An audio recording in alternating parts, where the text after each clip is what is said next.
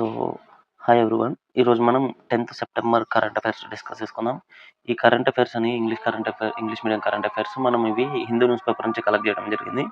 So, ఈరోజు మనం current అఫైర్స్‌లోకి పోతే ఫస్ట్ కరెంట్ అఫైర్ ఏంటిదంటే Radhakrishnan elected as vice president of India అనమాట. So, NDA candidate got 452 votes. 452 first preferential votes against opposition joint candidate justice B. Sudarshan Reddy who got 300 votes అనమాట. while 14 MPs abstained, 15 votes were found to be invalid అనమాట. So ఇది మనం చూస్తే ఇందులో ఏముందో చూస్తే ఇప్పుడు మనం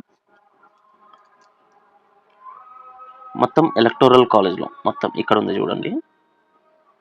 మొత్తం ఎలక్టోరల్ కాలేజ్లో టోటల్ ఎలక్టోరల్ కాలేజ్ స్ట్రెంత్ ఎంత, ఫుల్ స్ట్రెంత్ ఎంత అంటే 788 మెంబర్స్ అనమాట. సో కానీ ప్రెసెంట్ ఎంతమంది ఉన్నారు మన ఎలక్టోరల్ కాలేజ్లో? 781 మెంబర్స్. అంటే వైస్ ప్రెసిడెంట్ ఎలక్షన్స్లో ఓన్లీ మనకి ఇప్పుడు ఎంపీలు మాత్రమే పార్టిసిపేట్ చేశారు అనమాట. మెంబర్ ఆఫ్ పార్లమెంట్ మాత్రమే పార్టిసిపేట్ చేశారు. ఎమ్మెల్యేలు ఎమ్మెల్సీలు పార్టిసిపేట్ చేయాలి అనమాట. ఓకేనా? ఇది నేను మీకు ఎక్స్ప్లెయిన్ చేస్తాను ఎవరెవరు పార్టిసిపేట్ చేస్తారు, ఎవరెవరు పార్టిసిపేట్ చేయరు అనేది. ఓకేనా? సో ప్రస్తుతము రాజ్యసభలో 239 మెంబర్స్ ఉన్నారు, లోక్సభలో 542 మెంబర్స్ ఉన్నారనమాట. ఓకే, ఇప్పుడు ఎంతమంది పార్టిసిపేట్ చేసిరు? 767 మెంబర్స్ పార్టిసిపేట్ చేసిరు అనమాట. ఎందులో? వైస్ ప్రెసిడెంట్ ఎలక్షన్స్లో 767 మెంబర్స్ పార్టిసిపేట్ చేసిరు. అందులో మనకి ఇక్కడ చూడండి 752 ఓట్స్ వ్యాలిడ్ ఓట్స్ అనమాట. 15 ఓట్స్ అనేవి ఇన్వాలిడ్ ఓట్స్ అనమాట. ఇవి కన్సిడర్ చేయరు. ఈ 15 ఓట్స్ అనేవి కన్సిడర్ చేయరు అనమాట. ఓకేనా? 752 ఓట్స్ అనేవి వ్యాలిడ్.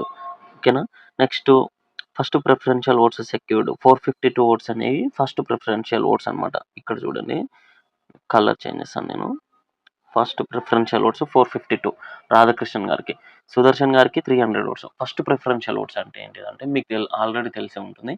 ఏంటిదంటే ఇప్పుడు ప్రెసిడెంట్ ఎలక్షన్స్లో కానీ వైస్ ప్రెసిడెంట్ ఎలక్షన్స్లో కానీ సీరియల్ నెంబర్స్ ఇస్తారు అనమాట. ఎవరికి నచ్చిన వాళ్ళకి వేయరనమాట. ప్రిఫరెన్స్ ఒక ఎంపీ వెళ్ళి ఒక్కరికే కాకుండా ఎంతమంది క్యాండిడేట్స్ ఉంటే అంతమందికి ఓట్స్ చేయొచ్చు అనమాట. కాకపోతే ఒక సీరియల్ నెంబర్ ప్రకారం ఫస్ట్ ప్రిఫరెన్స్ నాకు ఇతను, సెకండ్ ప్రిఫరెన్స్ ఇతను అన్నట్టుగా వేశారనమాట. సో అట్లా ఫస్ట్ ప్రిఫరెన్స్లో 452 మెంబర్స్ రాధాకృష్ణన్ గారిని ఎంచుకున్నారు. 300 మెంబర్స్ సుదర్శన్ రెడ్డి గారిని ఎంచుకున్నారు.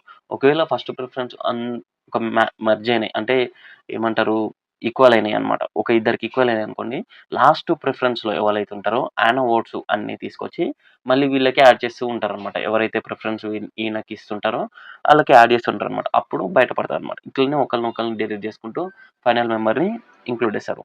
సో మనం ఇక్కడ చూద్దాము, కరెంట్ అఫైర్ చూద్దాము. Maharashtra governor CP Radhakrishnan was elected the 17th vice president of India by margin of 152 votes. 152 votes difference తోని రాధాకృష్ణన్ గారు గెలిచారనమాట. ఓకేనా? The opposition fell short of its own expected tally even 98.2% of total electorate cast their ballot. Mr. Radhakrishnan, the ruling National Democratic Alliance nominee, got 452 first preferential votes. 452. Wait, okay, sorry. 452 first preferential votes. Votes against the joint opposition candidate Justice B. Sudarshan Reddy, who got 300 votes. ఓకేనా? సుదర్శన్ రెడ్డి గారికి 300 oats వచ్చినాయి. So ఏంది, రాధాకృష్ణన్ గారికి ఏమో 452 oats వచ్చినాయి అనమాట. 14 MPs abstain, అంటే వీళ్ళ ఓట్స్ అనేవి వీళ్ళు అబ్సెంట్ అన్న అయి ఉండాలి, వాళ్ళకి కన్సిడర్ అన్న చేయకుండా ఉండాలి, అట్లా అనమాట. అబ్స్టైన్ అంటే అట్లా వస్తుంది. అండ్ 15 ఓట్స్ ఉన్నాయి కదండి, 15 ఓట్స్ ఏమో ఇన్వాలిడ్ అనమాట. అది ఇట్లా ఇన్వాలిడ్ అనేది నేను మీకు ఈ కరెంట్ అఫైర్ అయిపోయిన తర్వాత ఎక్స్ప్లెయిన్ చేస్తాను. ఈ including the strength of both houses, the full electoral college comprises 788 members, 6 vacancies in Rajya Sabha and 1 in Lok Sabha. Tally reduced to 781 per election. Cross voting out of this 767 electors cast their vote. ఇదంతా ఒకసారి చదువుకోండి మీరు. ఓకేనా? ఇదంతా ఒకసారి చదువుకోండి మీరు, మీకు క్లియర్గా అర్థమవుతుంది. పెద్దగా ఏమి ఉండదు, జస్ట్ ఒకటే ఉంటుంది. సో ఇప్పుడు నేను మీకు వైస్ ప్రెసిడెంట్ ఎలక్షన్స్ ఎట్లా అవుతాయి అనేది చెప్తాను.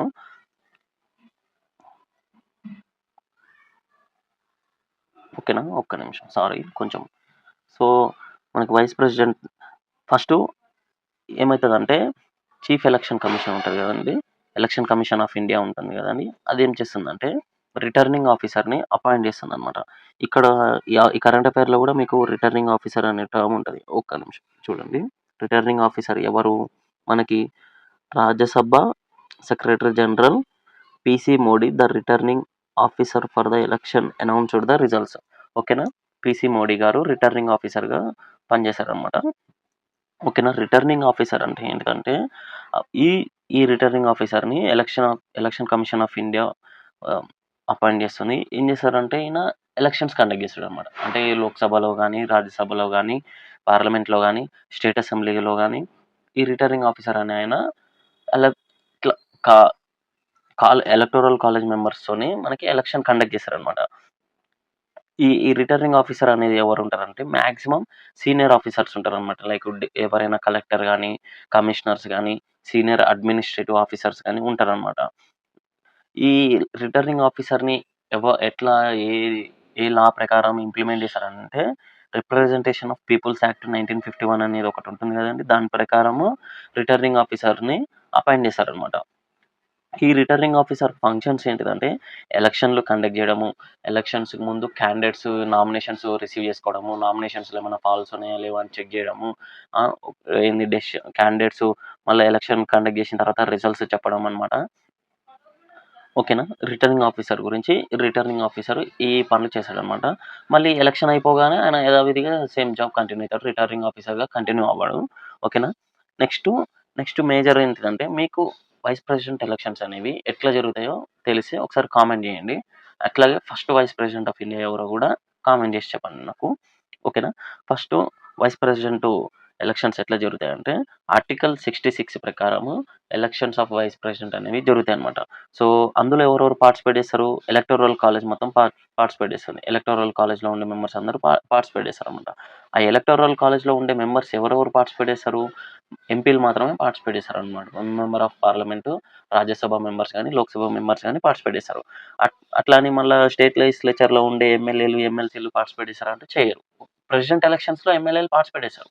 కానీ వైస్ ప్రెసిడెంట్ ఎలక్షన్స్‌లో పార్టిసిపేట్ చేయరనమాట. ఓకేనా? ఇట్లా అనమాట. ఎలక్షన్స్ ఎట్లా జరుగుతాయి? Proportional representation through the single transferable vote ప్రకారము ఎలక్షన్స్ అనేవి జరుగుతాయి. Secret ballot.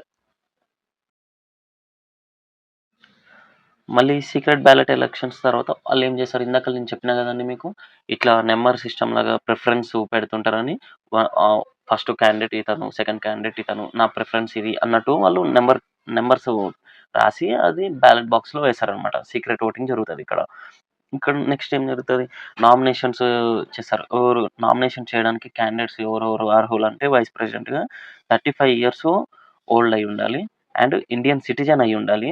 మళ్ళీ ఎలక్షన్ మెంబర్ ఏంది ఎలక్షన్స్ ద్వారా క్వాలిఫై అయ్యుండాలి. రాజ్యసభ మెంబర్‌గా ఆ పర్సన్ నామినేట్ చేసే పర్సన్ అతను క్వాలిఫైడ్ పర్సన్ అయ్యుండాలి. అండ్ నామినేషన్ ఏసేటప్పుడు నామినేషన్ పేపర్ మీద 20 మంది ప్రపోజర్స్ ఉండాలి, సంతకాలుండాలి. 20 మంది సెకండర్స్ సంతకాలుండాలి. అంటే 40 మెంబర్స్‌వి సిగ్నేచర్స్ అనేవి ఉండాలి. అంటే మాకు ఓకే. మాకు సమ్మతమే. ఇతను వైస్ ప్రెసిడెంట్ ఎలక్షన్స్‌లో పార్టిసిపేట్ చేయడం మాకు సమ్మతమే అని సంతకం చేసి ఉండాలి. ఆ 40 మెంబర్స్ గూడా ఎవరుండాలి? అది గూడా ఓన్లీ ఎంపీలు మాత్రమే ఉంటారనమాట. ఎంపీలు మాత్రమే సైన్ జేయాలి 40 మెంబర్స్. అండ్ ఈ ఎలక్షన్‌లో పార్టిసిపేట్ జేయడానికి ఫీజ్ అనేది ఉంటుంది గదండీ! అది ₹15,000 పే చేయాలనమాట. ఎలక్షన్స్ ఎట్లా జరుగుతాయి? Election commission of India conduct జేస్తది. ఈ రిటర్నింగ్ ఆఫీసర్‌ని అపాయింట్ చేస్తది. అతను చేస్తాడు.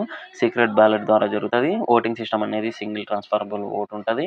ఆ బ్యాలెట్ బాక్స్ సీక్రెట్ ఓటింగ్ ఉంటది. ప్రిఫరెన్స్ ప్రకారం ఉంటది. ఇదంతా చెప్పినా గదండీ! ఏమైనా డిస్ప్యూట్స్ ఉంటే మాత్రము మళ్ళీ సుప్రీం కోర్టు చెప్తదనమాట. సుప్రీం కోర్ట్ చెప్పిన తర్వాత ఆ డెసిషన్‌ని ఎవరు వ్యతిరేకించడానికి లేదు. అదే ఫైనల్ డెసిషన్ అనమాట. తర్వాత వైస్ ప్రెసిడెంట్ ఎవరు విన్ అయితే అతను ప్రెసిడెంట్ ఏం చేశారంటే వైస్ ప్రెసిడెంట్ విన్ అయిన అతన్ని ఓత్ అంటే ప్రమాణ స్వీకారం చేపిస్తారనమాట. ఇదనమాట వైస్ ప్రెసిడెంట్ ఎలక్షన్స్. ఓకేనా? నెక్స్ట్ కరెంట్ అఫైర్‌లోకెళ్తే high court directs TGPSC to evaluate all group 1 mains answer scripts. ఓకేనా? ఇది ఇష్యూ మీకు తెలిసి ఉంటుంది. ఏమైందంటే హైకోర్ట్ అనేది గ్రూప్ 1 రిజల్ట్స్‌ని క్యాన్సెల్ చేసింది. ఆహ్, ఏవైతే మెయిన్స్ పేపర్స్ ఉన్నాయో వాటిని రీవాల్యుయేట్ చేయమన్నది. లేదంటే 8 మంత్స్ లోపు మళ్ళీ మెయిన్స్ ఎగ్జామ్ కండక్ట్ చేయమని చెప్పిందనమాట. ఈ మొత్తం కరెంట్ అఫైర్‌లో అదే ఉంటుంది. సో, ఇక్కడ కొంచెం చూసుకోండి ఫీమేల్ క్యాండిడేట్స్ ఎంతమంది ఉన్నారు? ఈ ఏరియా మనకి చాలా ఇంపార్టెంట్. ఇందులో కొంచెం పర్సెంటేజెస్ అవి డేటా ఉంది. ఓకేనండి. ఇది చెప్తున్నా కదండీ! ఇది ఎంత ఇంపార్టెంట్ అంటే అంత ఇంపార్టెంట్. మీరు ఎంత బాగా గుర్తుపెట్టుకుంటే అంత మంచిదనమాట. Infant mortality rate in state drops by nearly half since 2014. 2014 నుంచి ఇప్పటి వరకు ఇన్ఫాంట్ మోర్టాలిటీ రేట్ అంటే తెలుసు కదండీ! పుట్టిన తర్వాత ఒక బేబీ అనేది 1 ఇయర్ లోపు చనిపోకపోతే ఇన్ఫాంట్ మోర్టాలిటీ అంటారనమాట. 1 ఇయర్ లోపు చనిపోకుండా ఉండాలి. అది కూడా 1000 మెంబర్స్‌కి ఎంతమంది చనిపోతే దాన్ని అది రేట్ కౌంట్ చేశారనమాట ఇన్ఫాంట్స్. అట్లా కౌంట్ చేశారనమాట.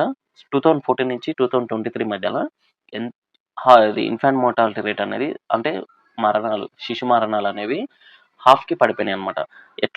ఎంత కౌంట్‌కి పడిపోయినాయంటే నేను చెప్తాను చూడండి. In less than a decade the Telangana has nearly halved its infant mortality rate bringing it down from 35 deaths per 1000 live births in 2014 to 18 in 2023. ఓకేనా? 2014లో ఎంతమంది చనిపోయారు శిశువులు? 35 మెంబర్స్ చనిపోయేవాళ్ళు 1000 మందికి. మొత్తం ఆ సంవత్సరంలో కాదు 1000 మందిలో 1000 మంది పుట్టిన పిల్లలకి 35 మంది చనిపోయారు. 2023కి వచ్చేసరికి ఎంతమంది చనిపోతున్నారు? 18 మెంబర్స్ చనిపోతున్నారనమాట. ఇది రిజల్ట్ ఎవరిచ్చారు? Sample registration system SRS released by the registrar general of India release చేశారనమాట. 2023 figure is lower than the national average of 2020. 2023లో నేషనల్ యావరేజ్ ఎంత ఉంది? 25 మెంబర్స్ ఉన్నారనమాట per 1000 children. Kerala has the lowest infant mortality rate in the country at 5 చిల్డ్రనే చనిపోతున్నారు అనమాట 1000 మెంబర్స్‌కి. ఛత్తీస్గఢ్, మధ్యప్రదేశ్, ఉత్తరప్రదేశ్‌లో హైయెస్ట్ ఉందనమాట. ఎంతమంది అంటే 37 అనమాట. Next infant mortality rate which is widely accepted as crude indicator of the overall health scenario of a country or a region is defined as the infant deaths less than 1 year per 1000 live births in a given time period and for a given period. The data is based on the SRS survey conducted across the 224 sample units in Telangana, covering a population of about 23.4 lakh people, of which 16.4 lakh were in rural areas, 6.9 lakh in urban areas. మొత్తము survey అనేది 23.4 lakh people మీద conduct చేస్తే 16.4 lakh people ఏమో rural area నుంచి conduct చేశారు. 6.9 lakh పీపుల్ని urban ఏరియాలో conduct చేశారు అనమాట. The report shows that birth rate in Telangana was 15.8 per 1000 people. 1000 population అంటే బర్త్ రేట్ అనేది 15.8 ఉంది 2023లో. నేషనల్ యావరేజ్ ఎంత ఉంది? 18.4 ఉందన్నమాట బర్త్ రేట్. అదే 2023లో. The rural birth rate was marginally higher. Rural birth rate మాత్రము 16.2 ఉంది.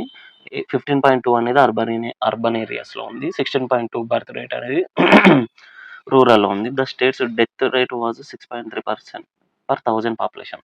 డెత్ రేట్ అనేది 6.3 ఉంది. మళ్ళా నేషనల్‌లో ఎంత ఉంది? 6.4 ఉంది.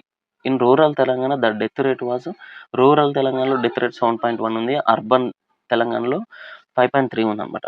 Natural growth rate or difference between birth rate and growth rate అనేది 9.5 ఉందన్నమాట తెలంగాణకి. నేషనల్ యావరేజ్ ఎంత ఉంది? 12 ఉంది. Rural areas in the state recorded a growth rate of 9.2 స్టేట్‌లో.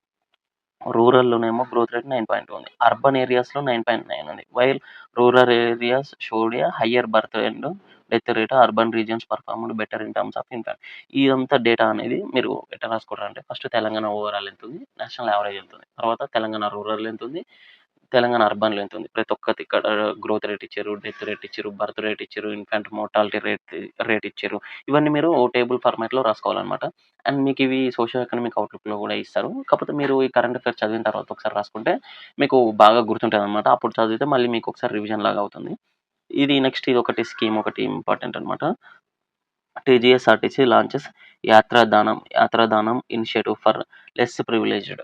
అంటే ఇక్కడ టీజీఎస్ఆర్టీసీ వాళ్ళు ఉన్నారు కదండీ! యాత్రాదానం అనే ప్రోగ్రామ్ స్టార్ట్ చేశారు. ఏందంటే చిన్న పిల్లలకు గాని, వికలాంగులకు గాని, ముసలి వాళ్ళకి గాని టూరిస్ట్ ప్లేసెస్ తిరగాలని ఉంటది. కానీ తిరగలేకపోతారు. వాళ్ళకేందంటే స్పాన్సర్ చేసిన మనీని బేస్ చేసుకొని ఫ్రీ బసెస్‌లో వాళ్ళకి ఆ టూరిస్ట్ ప్లేసెస్ అన్నీ తిప్పి చూపిస్తారనమాట. ఈ మొత్తం ఆర్టికల్‌లో అదే ఉంటుంది. మీరొకసారి చదువుకోండి. మీకు అర్థమవుతుంది. కొంచెం ఇంపార్టెంటే ఇది మనకి యాత్రాదానం అనేది కొంచెం ఇంపార్టెంటే. చదువుకోండి ఒకసారి గుర్తుండడానికి చదువుకోండి. Centre grants licence to 5 films to manufacture its first indigenous malaria vaccine. ఇది బాగా important. Indigenous malaria vaccine 5 firms అనమాట. 5 కంపెనీస్. ఓకేనా. యూనియన్ గవర్నమెంట్ హ్యాస్ లాంచ్డ్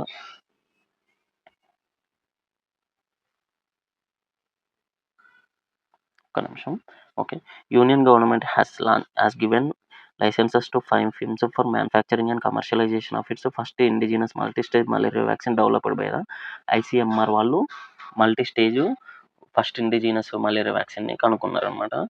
ఈ మధ్య కాలంలో మలేరియా ఫ్రీ కంట్రీగా ఒక కంట్రీని ఈ WHO డిక్లరేషన్ అనమాట. అది ఆఫ్రికా కాంటినెంట్‌లో ఉంటుంది. కంట్రీ నేమ్ ఏంటిదనేది మీరు నాకు కామెంట్ సెక్షన్‌లో తెలపండి. చాలా ఇంపార్టెంట్ ఆ కంట్రీ నేమ్ అనేది. Indian immunological